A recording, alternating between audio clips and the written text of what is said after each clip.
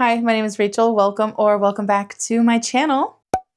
In today's video, I'm going to be doing part 2 of the bookshelf tour via Scavenger Hunt. I will link part 1 up here in the cards and in the description down below if you haven't seen it already. You don't have to watch these in order. You can watch this one first and then go back and see that one. But basically, I asked on YouTube, Instagram, and Discord for prompts about books that could possibly be hiding and living amongst my shelves. And I cut those prompts out and put them in a bucket, and I'm going to pull prompts out of the bucket and find those books for you. Now, I got a lot of suggestions, and I really appreciate the time that people took to send me them, and I got a lot of unique ones. I only had one that was kind of similar, so I wanted to just do them all. So in the first video, I did about 22, and in this one, I think I have 21 prompts for you here. So without further ado, let's get started.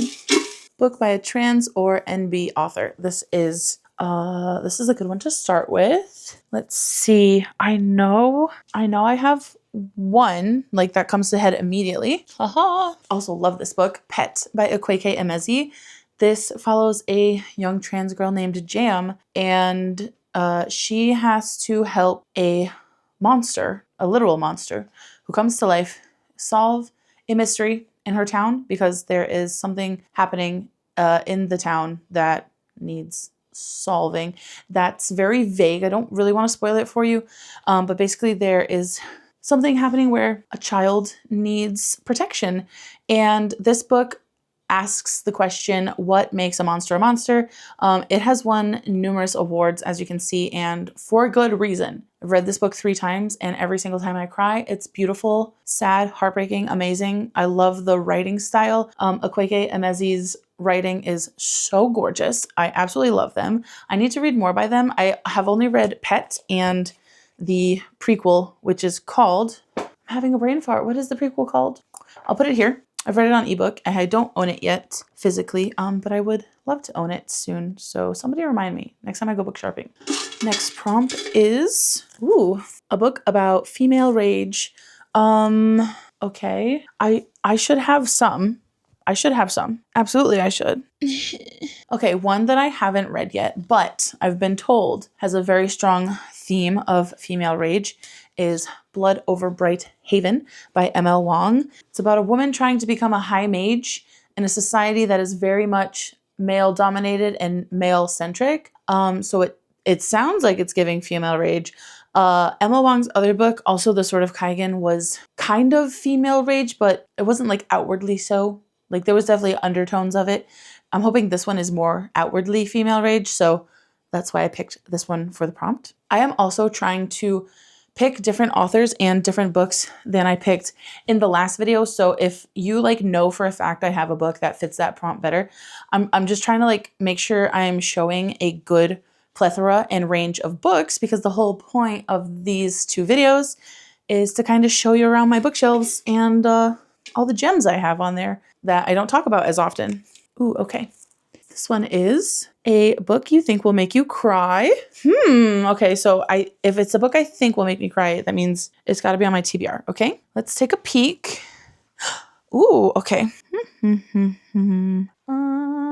I don't know. For this one, I'm going to go with Assassin's Apprentice by Robin Hobb, and basically just the Farseer trilogy in general. I have tried to read this book twice now. The first time I got about, I want to say 40% in, and then I found out I was pregnant because I was extremely sick for weeks on end. And then my entire pregnancy, I had hyperemesis gravidarum. If you don't know what that means, the long story short version is I threw up the entire time until the day I gave birth. So I just never picked it back up. That's not to any fault of the book. I just kind of wanted to distance myself from the trauma of being pregnant. So I didn't want anything that would remind me of it. And then I picked this book back up again in, I want to say September of last year. But unfortunately, my dad died at the end of September. And this main character's dad also dies in this book. And I was relating a little too much to the character. My wounds were too fresh. I wasn't in the headspace to continue a book that I know by the end is either going to make me cry, or at least the second book. I believe the second book, correct me if I'm wrong for those of you who've read it, I believe the second book is like so like sad. I feel like I've heard that the main character just goes through the absolute worst time ever in this series in general, but I feel like the second book is the one people talk about the most. So this book / this series is for sure to make me cry. I am determined to pick it back up. I was really enjoying it this time around when I started reading it in September. I did try to listen to it on audio. The audio for this is not for me. I have to read this physically because of the heavy British accent. Honestly, I tuned it out because I speed it up so fast that I can't understand the accent. But yeah, I really want to give it another go. And I do think it's going to make me cry when I get there. Okay, a book with a character wearing a cloak. I actually know exactly which book to choose because I just saw it when I was filming the last video. The Last Vigilant by Mark A. Latham. I actually believe both of these characters are wearing cloaks in this picture. So I'm assuming they'll be wearing cloaks in the story. I don't know because I haven't read it yet. From what I know, this book is about this woman here named Enelda Drake, and she is somebody called the Last Vigilant, who is like a really powerful magic user. And this guy, who's a grumpy old soldier, goes to find her to help save the world. It's also blurbed by John Gwynne, who I love. So I will be reading it. Hopefully this year. I really want to get to it soon. This prompt says, it's ugly, but you have to read it. I literally know the perfect book to choose for this. And that is The Blade Itself by Joe Abercrombie. I'm so sorry. This cover is not it. Disgusting. It's like, who designed this? I'm so sorry. It's not good. It's not good. It's called The Blade Itself, but then this looks like it's some kind of gun. And I think it's supposed to be a sword in the sheath. And then obviously it's like dripping something. But the drips make this look like a gun.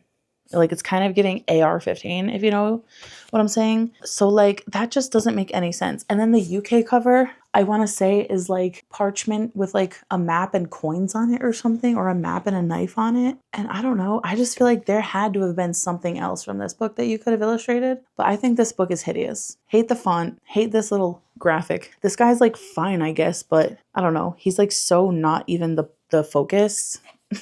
I don't know. This cover is not good. I'm not going to explain this because I feel like it's really popular and you should know. Also, this fucking pisses me off. I'm going to count that as part of the cover. Like, look, we get it. You wrote the book. Your picture does not need to be that big. If this book isn't a 5 stars, then I will roast you forever for having this picture be the first giant fucking thing I see when I open the cover, Joseph. The next prompt says, a book with a pumpkin on the cover. I love you. I love you too. How was school today? Good. You're too short. They can't see you. Put your arms up. Okay, I've been looking. I don't have a book with a pumpkin on it. I think because I don't have books that are like very specifically Halloween or autumnal.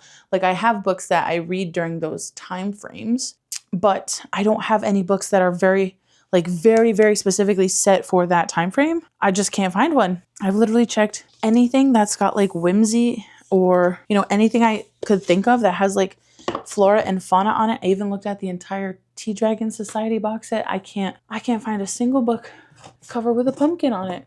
So, okay, yeah. So you've stumped me on that one. I don't have one. This one says, a book with an unlikable main character.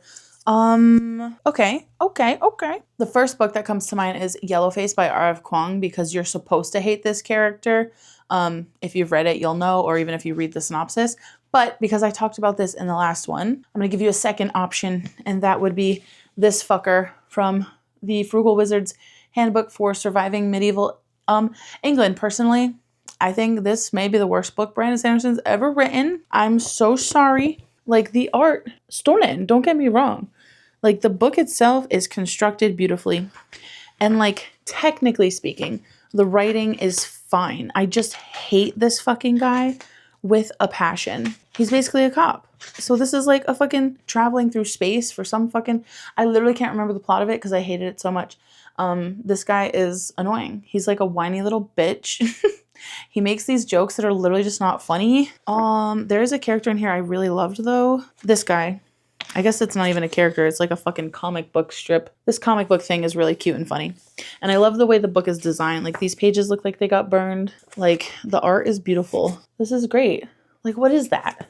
That's insane. That's crazy. Like the book itself is beautiful. Did not love the main character at all. Literally, I can't even remember his name.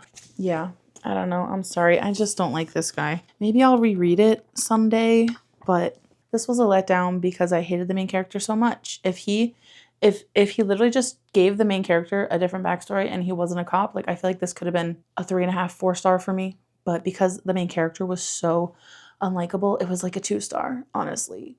Big rip from Mr. Sandy over here. Next prompt says, body of water / lake on the cover. Body of water scene, lake or ocean. Adrift in currents, clean and clear. As you can see, there's a turtle in a pond. And he's super cute. This is part of the Wayward Children series. And if you don't know, it's about kids who go missing because they find a door to a magical world that better suits them than the world they're from for whatever reason, whether they feel like they don't belong or maybe they have animosity at home with their parents, etc., etc. I love this series so much. They're super short. They're really heartwarming. And they're like a little bit whimsical, but also some of them can be like kind of dark. The whimsy of it is a little bit dark in places. And I don't know. I think it's fantastic. If you haven't read it, read it. There are still so many prompts in that bucket, I'll have you know. This one says, a book where you love the main character but hated the love interest. Okay. Oh, okay. Shadow and Bone by Leigh Bardugo. I actually really like Alina. She gets a lot of flack because she doesn't make the best choices, but like she's also really young, you know? And I feel like by the time we get to book 3, and then you kind of see her again in King of Scars and Rule of Wolves briefly, but I think her arc like makes sense and she does grow as a character and I actually really like her. The love interest in here, there's actually 2. There's Mal, who's her best friend from childhood, and then there's the evil big bad guy, the Darkling. The Darkling, hate him, fucking hate him. He's actually so evil. He literally commits genocide. He kills thousands of people. Thousands! He kills thousands of them. Literally thousands of them. Anyways, there are Dark Lena shippers and I'm not one of them. And I actually don't love the best friends to lovers trope. But in this situation, I do. In this situation, I do. I think Mal was 1,000% the better option. Yes, he takes a while to come around to his feelings. But also like young teenage boys are idiots. You know, that's just kind of how it is. I don't know. Not a fan of the Darkling whatsoever. Like, he's a good villain because he's so evil and bad and I hate him, but not a good love interest. Normally, I would say, if villain, why sexy? And of course, Ben Barnes. Like, hello, in the show, Ben Barnes. Like, yeah, of course. He looks great as the Darkling. But do I ship him with Alina? No. No, leave that fucking girl alone. Leave her alone. Get a job. You know what I'm saying? Okay, this one says, a book with a beautiful spine. There we go. Focus. I have to figure out why my camera doesn't want to focus on anything close up. I probably need to change the setting. I don't know. A book with a beautiful spine. I feel like I could pick a lot of options for this, honestly. I have too many options. I'm overwhelmed now with options. Okay, trying to pick one I didn't pick in the last video because I want to show you other things. I don't want to just keep showing you the same book over and over. A book with a beautiful spine.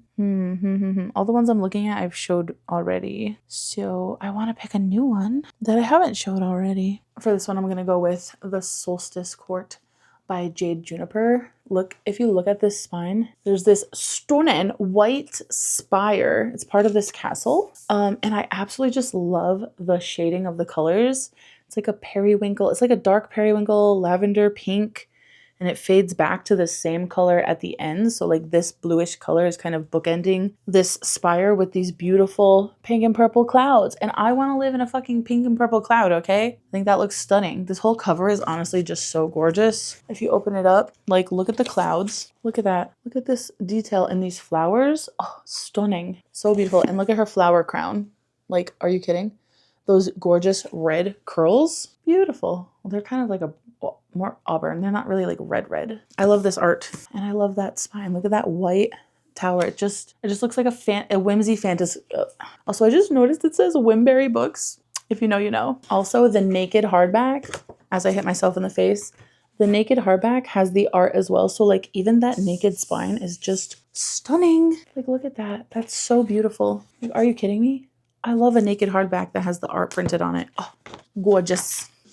Okay, next. we're finally whittling down the 44 prompts you all gave me. Okay, a book where the main character has my name. I remember when I cut this one out, the only book I've ever read where the main character's name is Rachel, I want to say is The Woman in Cabin 10, which is like a thriller, and I don't own it. But to make up for it, I have two authors that have the name Rachel as well.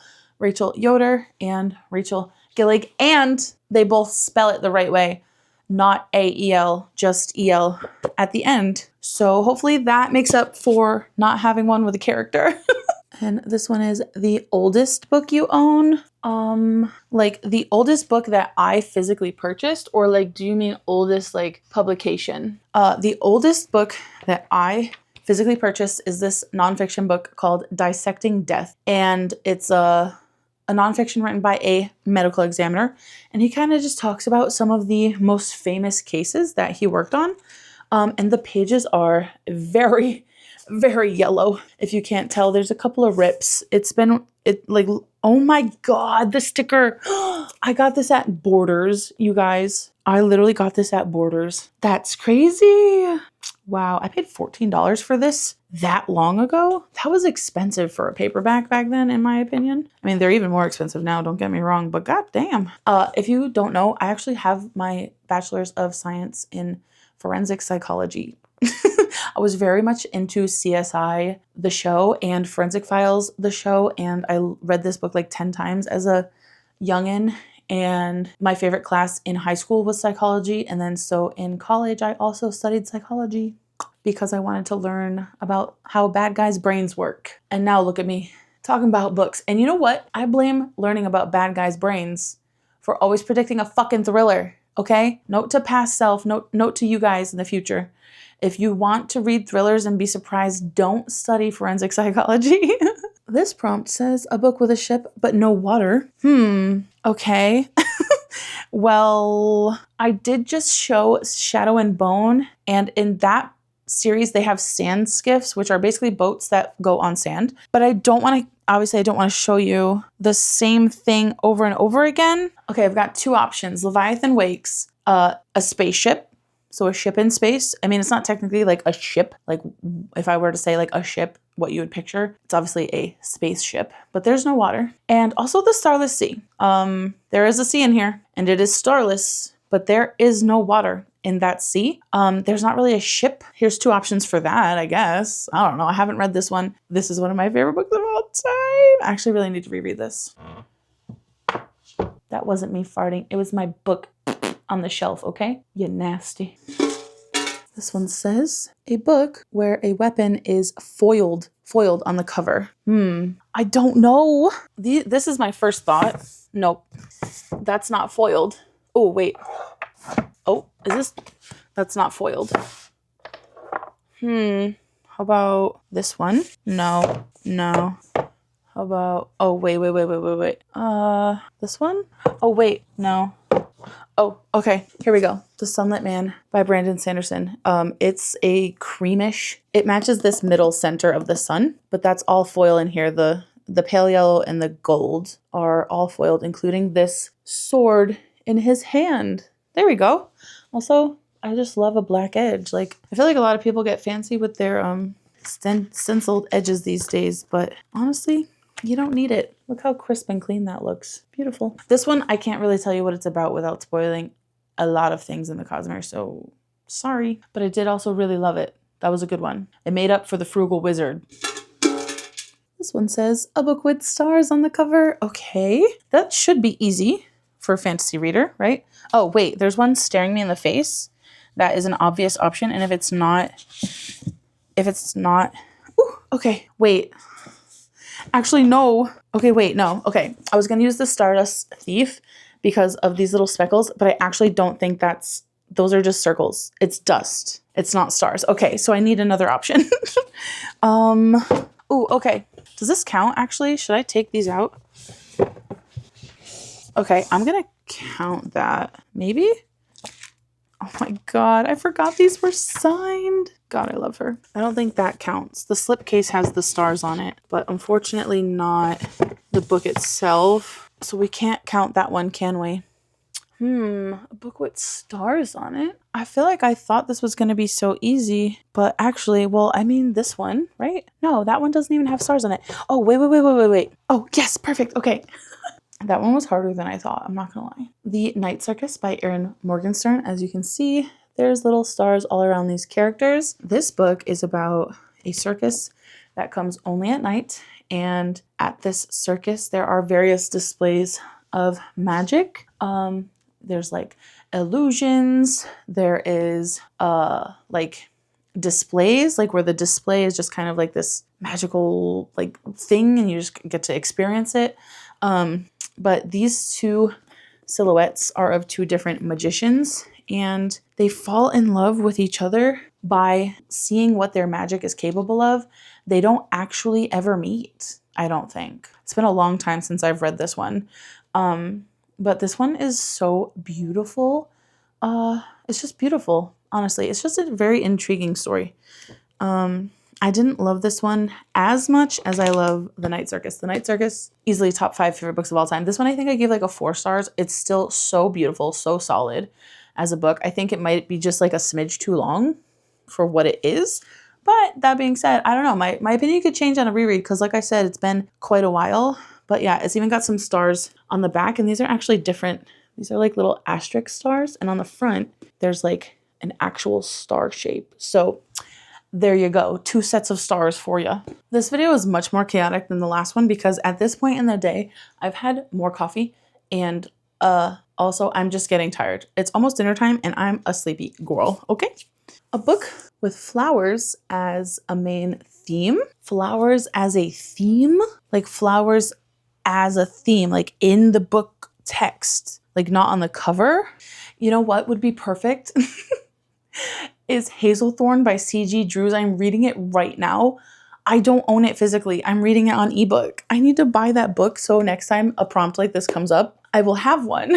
I actually don't think any single book I have in here has flowers as a theme. I do have House of Hollow, which looks botanical on the cover, but I've heard from every single person that I talk to that there's actually not flowers involved in it. I mean, I have like Fae stories, but those aren't specifically like the flowers. Like the flowers are not a theme in there. I don't know. I actually don't think I have one. Wayward has a lot of flowers on the cover, but that story isn't actually really about flowers. It's more so about bugs. Well, it's about witches, but it's also about bugs. Flowers. I don't think a book with flowers is a theme. This is crazy. I don't think I have any. Here to ask if you would accept the Tea Dragon Society because the dragons grow tea on their head. And before you can get the tea leaves, the tea plant needs to flower. And then they trim it and harvest it. Would you accept this? I don't know. This is the closest I fucking got, apparently. I don't know. Apparently I don't read books with a lot of flowers in them. This prompt says, a book with a musical connection. Focus. Thank you. No, I don't know. Did that focus for you? I can't tell. A book with a musical connection. First book that comes to mind, Rhythm of War. It has the word rhythm in the title, and there is a large component of music involved in here. It's kind of throughout the entire series, but I think it really hits its crescendo, pun intended, in this book. I can't really explain much about the music in here. This is all so heavy. Much about the music in here without spoiling it, but basically there's 2 regional POVs. We get a lot of POVs in one region and then like maybe 2 POVs in the other sporadically. But in the other region where we don't get that many POVs, that people's culture heavily is like, they basically speak in tones that are musical in nature. So that's a big theme in this book. There, I did it. I explained a singular part of this book without spoiling anything in the Cosmere, which is hard to do because there's so much information in there. Okay, after this one, there are 3 left. We're almost there. This one says, a book with a cover that does clearly not match the plot. I did just mention this one, so I guess I'll pull it out. House of Hollow by Crystal Sutherland. I thought, based on this story, it was going to be some kind of botanical horror. And I do know that it is a horror, but I've read the synopsis recently. Nothing in here mentions plants or flowers. And also I've had other people tell me that this is not a botanical horror and the cover literally doesn't match the fucking plot at all. And that's disappointing because how beautiful is this imagery? Like that is so sick just for us to not get the botanical horror stuff. So that sucks. I don't know. I haven't read it yet, but my gut says this one fits perfectly. My hair is bothering me. I'm sorry if I keep playing with it. This is a book written by a female author, Focus, published before 2000. I mean, the first one that comes to mind is Assassin's Apprentice. Let's check if I'm right. Yep, this is written in 1995. Do I have another one? This would be like the only other option, really. No, that's not even close. That's not a female. I don't think that counts either. I think that's the only one I got, y'all. Oh, maybe. This could be. I don't know. This probably doesn't work either. Nope, not even close. I think that's the only one I got. I checked 2 other books that felt old to me, which they are. They're both like 11 years old, but I was off by like 13 years. So that's the only one I've got. And the penultimate prompt. What does that even say? I didn't read it. Ooh, a book set in a queer normative world. Okay, obviously trying not to repeat, but The Solstice Court by Jade Juniper. This is a queer normative world. So is Pet by Okweke Emezi, which I just showed you and I can't remember where I put it. And last but not least, the final prompt of this series. Ooh, okay. A debut novel. Let me think for a minute. This one. And this one. Oh, wait. And this one, I believe. Okay, since this is the last prompt, I'll show you 3. One Dark Window by Rachel Gillig, Wayward by Amelia Hart, and Ace of Spades by Farida Abike Amide. I loved this one so much. This is the rare instance of a YA actually being engaging. Also, how stunning are these characters? Like, are you kidding? They're beautiful. This art style is gorgeous. Gorgeous. This is kind of like Gossip Girl meets Get Out, and that's how it was pitched to me. And I didn't know anything else going into it, so that's how I'm going to pitch it to you and not spoil anything else in the book for you. Well, there you have it, folks. That was a bookshelf tour scavenger hunt edition of the books on my shelves. If you've made it this far in the video, leave a playing card emoji down in the comments. Thank you so much, as always, for watching, and I will see you in the next one. Bye!